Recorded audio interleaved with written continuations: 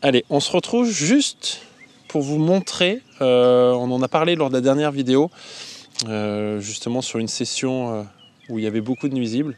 Et du coup, on va juste revenir sur un montage très simple et surtout sur les raisons pour lesquelles j'utilise ce type de montage dans ces situations-là. Donc c'est simplement un petit nœud sans nœud. Alors d'une manière générale, je suis adepte des choses simples mais efficaces et il faut essayer de trouver le montage le plus adapté à chaque situation. Donc du coup, la problématique de ce lieu, c'est qu'on a énormément de poissons blancs, énormément de nuisibles. C'est pour ça qu'on était parti sur un échage tout simple à la bouillette, surtout sans rajouter le moindre stick, surtout sans rajouter le moindre artifice qui pourrait attirer les poissons blancs.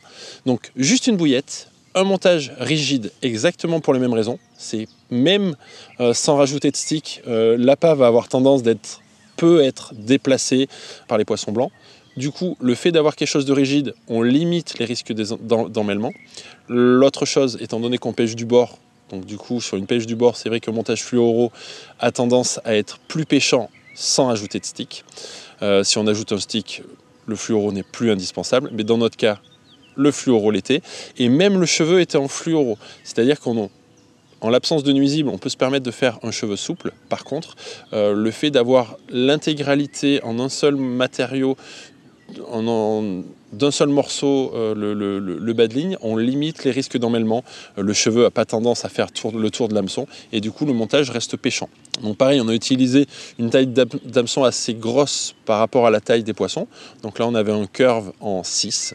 La raison, elle est simple, c'est qu'il y a énormément d'herbes sur le bord et comme on a pu le voir dans la vidéo, c'est que les poissons, ils ont toujours tendance à aller un petit peu dans ces herbes. Quand un poisson rentre dans un herbier, il faut surtout qu'il soit bien piqué, qu'il ne se décroche pas lorsque le montage va se détendre. Donc c'est vrai qu'un gros hameçon aura plutôt tendance à bien rester ancré dans la bouche. On est sur un milieu sauvage, les poissons ne sont pas éduqués, donc du coup, ça ne gêne pas d'utiliser un hameçon un petit peu plus gros. Donc voilà le montage utilisé. Donc le montage simple, un nœud sans nœud. Donc pareil, pas trop long pour les mêmes raisons. Plus le montage va être long, plus il va avoir tendance à pouvoir naviguer. Donc là, un montage d'une vingtaine de centimètres. Fluoro 40 centièmes. Le 40 centièmes, toujours pareil, pour avoir quelque chose de suffisamment rigide.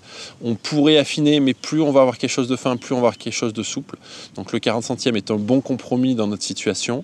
L'hameçon, un hameçon en taille 6 de forme curve. Donc ça après c'est personnellement, c'est vrai que c'est des formes qui sont assez passe-partout, que j'ai tendance à utiliser régulièrement. La manière de lier l'hameçon, un nœud sans nœud, hein, c'est tout simple.